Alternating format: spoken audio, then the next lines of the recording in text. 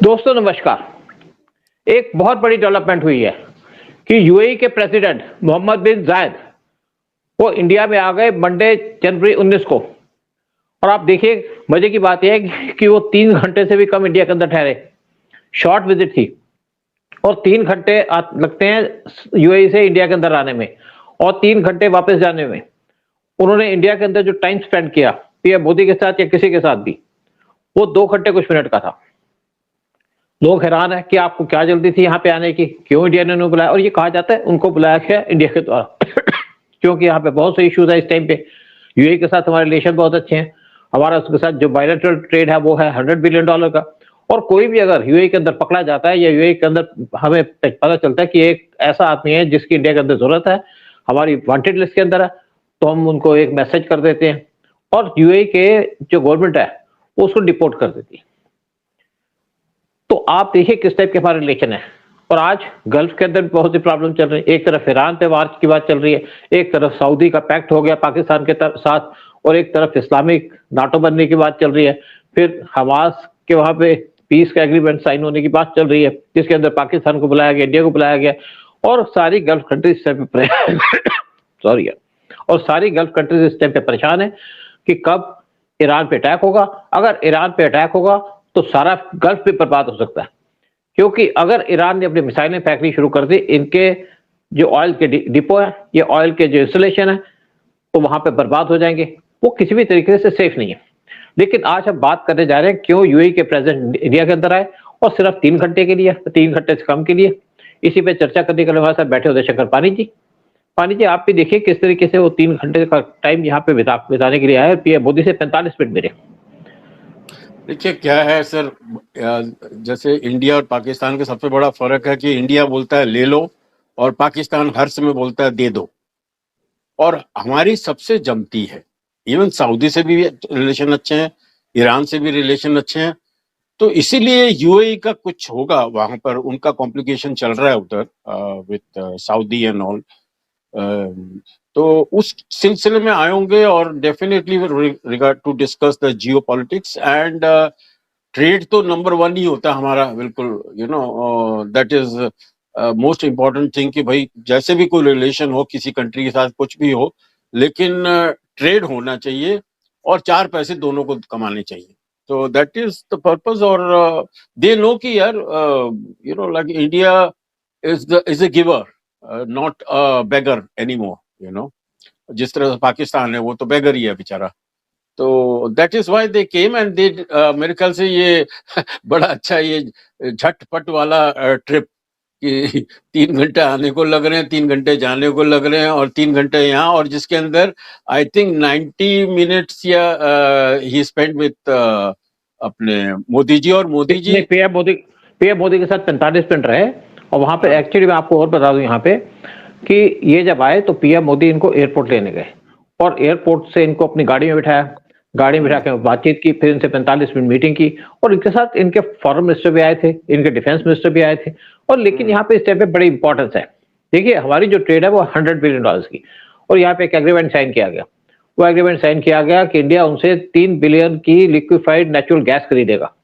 और उनकी जो कंपनी है एडनॉक गैस, उन्होंने कहा कि इस एग्रीमेंट से जो टोटल वैल्यू है कंट्रैक्ट की दोनों कंट्रीज के बीच में, वो पहुंच चुकी है ओवर $20 बिलियन। और यहाँ पे एक और बात की गई कि हमारी जो इस टाइम पे ट्रेड है वो है $100 बिलियन की, और इसको इंक्रीज कर दिया जाएगा $200 बिलियन तक 2032 तक, यानी कि अगले 6 साल के अंदर। और साथ में ये भी कहा गया कि हमारे बड़े स्ट्रेटेजिक रिलेशंस हैं। और ये भी बात चल रही है कि यूएई इंडिया का 3rd लार्जेस्ट ट्रेडिंग पार्टनर है। शेख मोहम्मद बिन, उनके साथ गवर्नमेंट की डेलीगेशन आई थी, जिसके साथ मैंने बताया कि डिफेंस और फॉरेन मिनिस्टर भी आए थे। और अगर आपके डिफेंस और फॉरेन मिनिस्टर आते हैं तो आप समझिए कि कितने इंपॉर्टेंट है।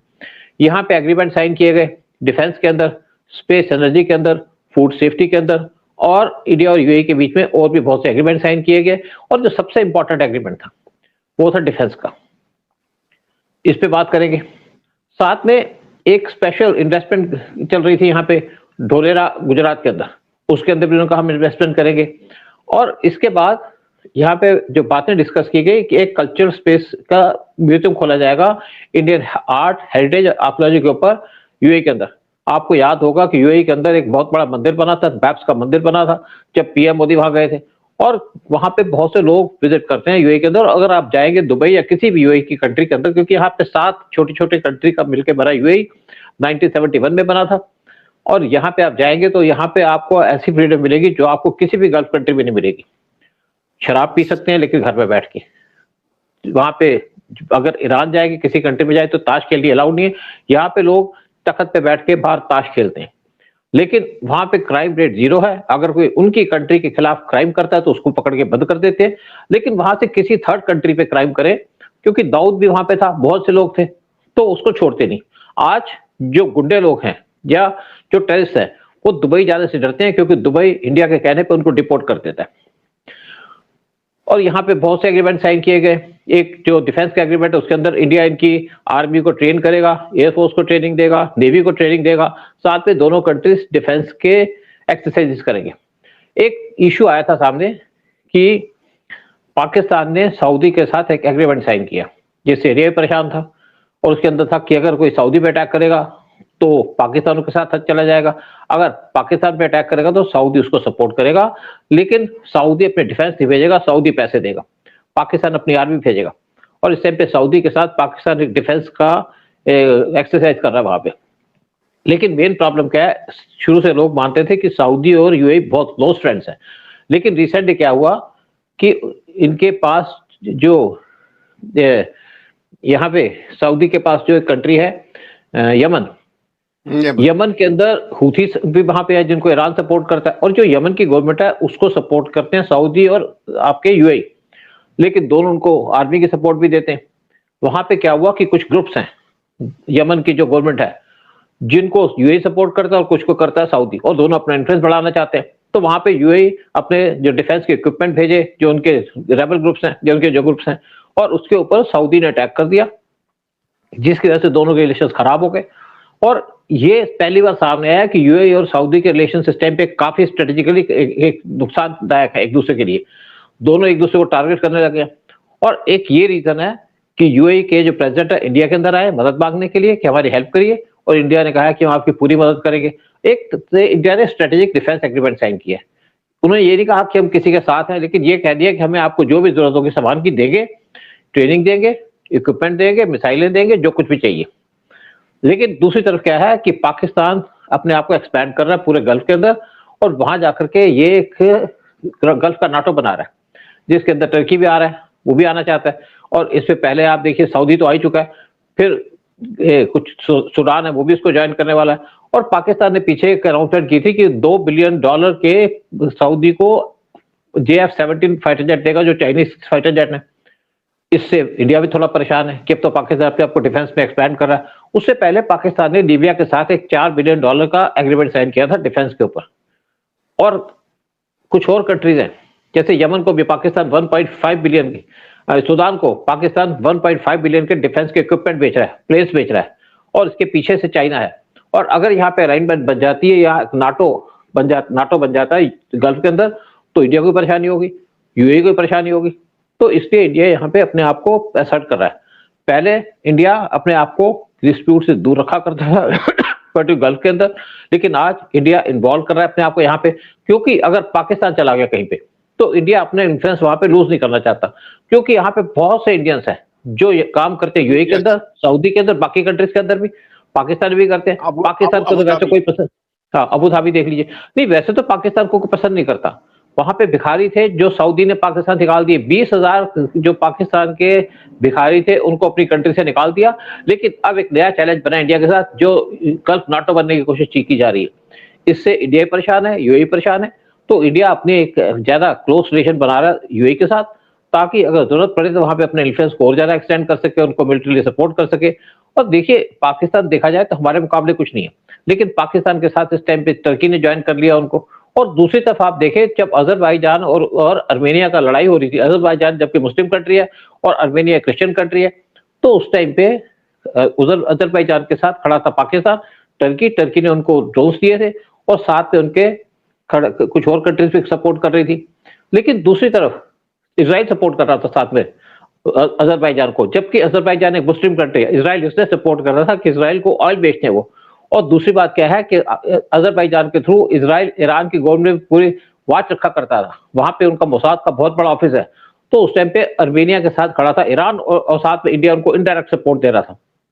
अब इंडिया ने भी अर्मेनिया को सपोर्ट देनी शुरू कर दिया, डायरेक्ट सपोर्ट देनी शुरू कर दिया, अपने डिफेंस सिस्टम दे रहा है, अपने मिसाइलें दे रहा है, ड्रोन्स दे रहा है, ताकि अपने हाँ। तो बेसिकली क्या है कि इस टाइम पे गल्फ के अंदर क्राइसिस आ रहे हैं, और दूसरी तरफ क्या है और वहां पे प्रॉब्लम आ रही है कि जो गाजा है वहां पे अपनी फोर्सेस भेजना चाहती हैं। जैसे ट्रंप का 20 पॉइंट का प्रोग्राम है कि यहाँ पे अपनी फोर्सेस भेजो, इंडिया को इनवाइट किया, पाकिस्तान को इनवाइट किया, शायद इंडिया तो वहां पार्टिसिपेट नहीं करेगा क्योंकि इंडिया अपने आप को अलूफ रखना चाहता है इस सिचुएशन के ऊपर, और वो भरोसा नहीं करता अमेरिका के ऊपर।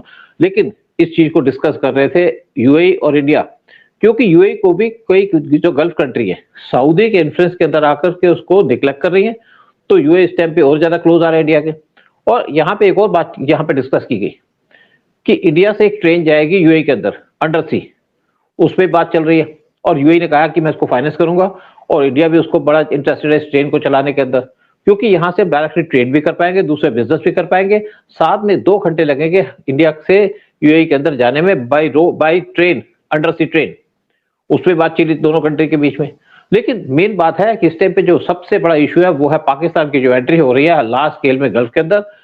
इवन पाकिस्तान इंडोनेशिया को JF-17 फाइटर जेट बेच रहा है। पहले जो इंडोनेशिया है वो इंडिया के प्लेन में इंटरेस्टेड था, स्पेशली तेजस के अंदर, लेकिन जब दुबई के अंदर एक एयर शो हुआ जहां पे हमारा तेजस क्रैश हो गया, उसके बाद जो आपका इंडोनेशिया वहां पे बैकआउट कर गया और पाकिस्तान से उनके प्लेन ले रहा है। इससे इंडिया को चिंता यह है कि पाकिस्तान अपने आप को प्रॉप अप कर रहा है, अपने डिफेंस के इक्विपमेंट को बेच करके रशिया चाइना की वजह से वो अपने आप को प्रोजेक्ट कर रहा है as a leader of the gulf country, जिससे इंडिया परेशान है। और दूसरी बात है कि जब पाकिस्तान और सऊदी का एग्रीमेंट हुआ था, डिफेंस एग्रीमेंट, पाकिस्तान ने कहा मैं तुम्हें अम्ब्रेला न्यूक्लियर अम्ब्रेला भी प्रोवाइड करूंगा, ये यानी कि अगर आप पे न्यूक्लियर अटैक होगा तो मैं आपको प्रोटेक्शन दूंगा, जबकि इसका कोई मीनिंग नहीं है। लेकिन पाकिस्तान तो बोलता ही रहता है, आपको पता है।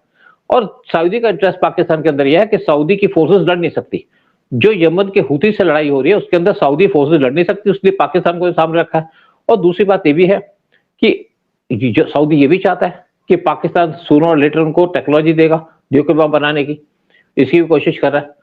जब शुरू के अंदर इनके जो एक साइंटिस्ट थे जिन्होंने न्यूक्लियर बम बनाया था पाकिस्तान का, उसको मारने की कोशिश की गई थी सीआईए के द्वारा, तो सऊदी ने कहा इनको आप मारो मत, हम जिंदा रखो क्योंकि हमें इनकी जरूरत है। तो अमेरिका ने उनके कहने पे उसको छोड़ दिया था, मारा नहीं था, जेल में चले भेज दिया था, लेकिन छोड़ दिया था। तो सऊदी इस टाइम पे अपने आप को प्रोजेक्ट कर रहा है पाकिस्तान के साथ मिलकर के एक अलायंस बनाने की, डिफेंस का अलायंस, गल्फ का नाटो। इससे इंडिया को परेशानी, और इसलिए जो इनके जो प्रेसिडेंट थे यूएई के, उनको इंडिया ने बुलाया और छोटे सारे के सारे इनके जो एग्रीमेंट थे वो रैप अप करके रखे थे, और आते एग्रीमेंट पे साइन कर दिया। और बहुत जल्दी इंडिया की डेलीगेशन जाएगी यूएई के अंदर उनकी डिफेंस को स्ट्रेंथन करने के लिए, उनके साथ ज्वाइंट एक्सरसाइज करने के लिए, ताकि हम सपोर्ट कर सके अपने फ्रेंड यूएई को। बिल्कुल, आई थिंक आपने सारे अच्छे इंटरेस्टिंग पॉइंट डाल दिए। लोगों को पता नहीं था कि भाई ये छोटी सी विजिट कितनी बड़ी विजिट है, कितनी इंपॉर्टेंस है इस चीज की। नहीं, आप देखो ना, जब उधर पीएम मोदी पहली बार गए थे ना यूएई के अंदर, तो इनको बहुत ज्यादा इंपॉर्टेंस दी गई। फिर पीएम मोदी को उन्होंने लेटर अपना जो हाईएस्ट रिवार्ड है सिविलियन रिवार्ड वो दिया था। फिर वहां पे उन्होंने बाप्स टेम्पल बनाया यूएई के अंदर कि यहाँ पे, ताकि हिंदू यहाँ पे अपनी पूजा कर सकें। तो इससे पूरे गल्फ के अंदर चिंता हो गई, पूरा गल्फ परेशान हो गया। मेन परेशानी हुई पाकिस्तान को, क्योंकि पाकिस्तान ने देखा है कि इस्लामिक कंट्री अपने कंट्री के अंदर हिंदू टेम्पल बना रही है। वैसे तो बहरीन के अंदर भी हमारा शिव टेम्पल है, लेकिन यूएई ने स्पेशली हमारे लिए एक टेम्पल बनाया वहां पे, क्योंकि वो पीएम मोदी के क्लोज आना चाहते हैं। पीएम मोदी से उनके अच्छे रिलेशन है, जो उनके किंग है इस टाइम पे MBZ, वो पीएम मोदी को जब भी बुलाते हैं आ जाते हैं। उनकी इंडिया के अंदर पीएम मोदी के आने के बाद 5 विजिट हुई है इंडिया के अंदर, और पिछले 1 साल में 3 बार इंडिया विजिट कर चुके हैं। तो इसलिए इंपॉर्टेंस है दोनों कंट्रीज के बीच में। और यूएई को बात की जाए, या आप दुबई को जो जैसे लोग जानते हैं, दुबई पार्ट है यूएई का, तो वो हमेशा से इंडिया के साथ खड़ा है। दुबई जो बना था वो बना था 1971 में। 7 डिफरेंट जो उनके छोटे छोटे जो उनकी सुल्तनत थी, उन्होंने मिलकर यूएई को क्रिएट किया। और जब 1971 का वार हुआ, पूरा गल्फ पाकिस्तान के साथ था, लेकिन यूएई उस टाइम पे न्यूट्रल था, क्योंकि यूएई अभी नया बना था। लेकिन उसके बाद भी आप देखिए यूएई के अंदर सबसे ज्यादा इस टाइम पे हिंदुस्तानी काम करते हैं, इंडियंस काम करते हैं। लेकिन जो इनकी विजिट है MBZ की, हाँ, नहीं आप जो MBZ की हाँ, आप अभी अबू धाबी जाएं या इवन दुबई ऑल्सो, ऐसा लगता है केरल के किसी शहर में आ गए आप, इतने वो साउथ इंडियन है वहां पर, साउथ इंडियन रेस्टोरेंट्स इतने ज्यादा हैं यहाँ के। सो सर, मोदी जी का तो ये है कि वो हर एक से रिलेशन अच्छा बनाना चाहते हैं, लेकिन वो एक मौका भी देखते हैं कि भाई ऐसा कहाँ है जहां पर इंडिया की इंपॉर्टेंस बढ़े, इंपॉर्टेंस उसको। तो that is what they saw अभी राइट नाउ, जो वहां पर चेंजेस हो रहे हैं। तो एंड देन यूएई के साथ बिजनेस करना sir, it's definitely very beneficial. तो वो तो उधर एक और बात मैं बताऊं कि हमारे जितने भी प्राइम मिनिस्टर थे वो गल्फ कंट्रीज विजिट नहीं करते थे। इंदिरा गांधी की बात छोड़िएगा, इंदिरा गांधी ने यूए के अंदर विजिट किया हुआ है, लेकिन जितने भी हमारे लीडर्स हैं उनको हेजिटेशन थी, जबकि हमारे इतने लोग वहां काम करते हैं, चाहे यूएई हो चाहे सऊदी हो। पीएम मोदी के आने के बाद पीएम मोदी यूएई भी विजिट किए, कई बार विजिट किए, सऊदी विजिट किए, ईरान के अंदर विजिट किए, इवन इसराइल विजिट किए, पैलेस्टाइन विजिट किए, सीरिया विजिट किए, जॉर्डन विजिट किए, और मतलब बहुत सी कंट्री विजिट करते रहते हैं। इवन ओमान विजिट किए, इवन आपके कतर विजिट किए, बहरीन भी विजिट किए पीएम मोदी। पीएम मोदी ने आने के बाद अपने जो रिलेशन है गल्फ के साथ काफी इंप्रूव किए, इजिप्ट में विजिट किए साथ में। इसकी वजह से इंडिया की रेपुटेशन वहां पे बढ़ी है, क्योंकि हमारे जो लोग बैठे उनको कॉन्फिडेंस मिलता है कि हमारे प्राइम मिनिस्टर आ रहे हैं। जब पीएम मोदी जाते हैं तो उनको इन कंट्री के अंदर हाईएस्ट रिवार्ड दिया जाता है, इवन सऊदी ने उनको हाईएस्ट सिविलियन रिवार्ड दिया हुआ। लेकिन आज सऊदी थोड़ा सा शिफ्ट कर गया पाकिस्तान की तरफ, लेकिन इंडिया उसको देख लेगा किस तरीके से काम करना है। और अगर सऊदी पाकिस्तान के साथ मिलता है तो अगर पाकिस्तान से इंडिया अटैक करता है तो सऊदी क्या करेगा, कुछ कर सकता है। सऊदी पाकिस्तान को फाइनेंशियल सपोर्ट दे सकता है, लेकिन कोई किसी को कुछ फ्री में नहीं देता। लेकिन दूसरी बात है कि आपको एक और बात बता दूं कि एक तो लिखा हुआ है इस टाइम पे कि इंडिया का पाकिस्तान से युद्ध होगा इस 2026 के अंदर ही, क्योंकि पाकिस्तान बाज नहीं आ रहा, और होगा तो इस टाइम पे पाकिस्तान को बर्बाद कर देगा इंडिया, क्योंकि इसमें कुछ घंटे लगेंगे। तब जब तक यूएस जागेगा कि क्या करना है, तब तक इंडिया पाकिस्तान को बर्बाद कर चुका होगा, तोड़ चुका होगा, इसको खत्म कर चुका होगा, क्योंकि पाकिस्तान को खत्म करना इंडिया का एजेंडा बन चुका है। पाकिस्तान भाई नहीं आता, पाकिस्तान हरकत करता रहता है उल्टी सीधी, इसलिए पाकिस्तान को तोड़ेगा इंडिया। और तब ना तो सऊदी बीच में आएगा, ना टर्की आएगा, ना चाइना आएगा, ना यूएस आएगा। तो ये भी प्रोग्राम खत्म करते हैं। जय हिंद, जय भारत। जय हिंद, जय भारत, वंदे मातरम। अच्छा, यह आपका ना